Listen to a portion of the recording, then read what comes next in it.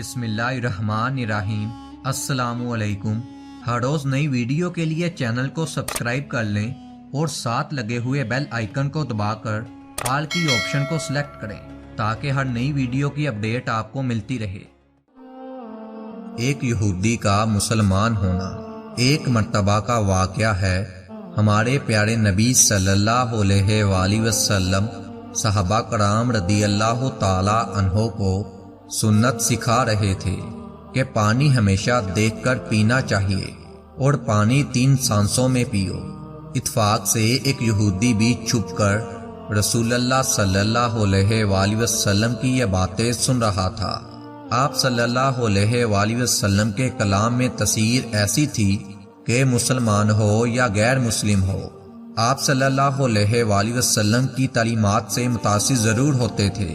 رات کو سوتے سوتے اس یہودی کو ہمارے نبی پاک صلی اللہ علیہ وآلہ وسلم کی باتیں یاد آ گئی۔ اسے بہت زور سے پیاس محسوس ہوئی۔ جب اس یہودی کو پیاس لگی تو وہ اپنی بیوی سے بولا کہ مجھے اچھی طرح دیکھ کر پانی پلاؤ۔ اس کی بیوی بولی، آپ کیسی باتیں کر رہے ہیں، میں چراغ بجھا چکی ہوں، رات کا وقت ہے، کیا دیکھ کر پانی پلاؤں؟ ایسے ہی پی لو، پانی تو صاف ستھرا ہوتا ہے، یہ پانی ہمارے گھر کا ہے۔ یہودی کو بڑا غصہ آیا، بیوی سے بولا کہ چراغ جلاؤ اور روشنی میں مجھے پانی دیکھ کر پلاؤ۔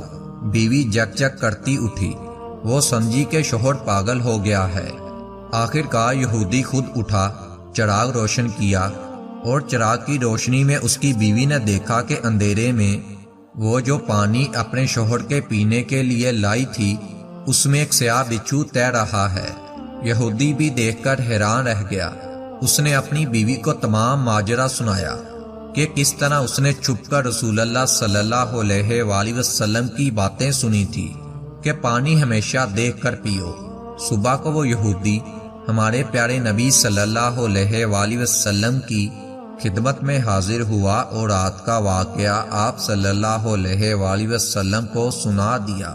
یہودی بولا، اے اللہ کے رسول، جس دین کی احتیاط انسان کی جان بچا لے تو وہ دین خود پورے انسان کو دوزخ کی آگ سے کیوں نہ بچائے گا؟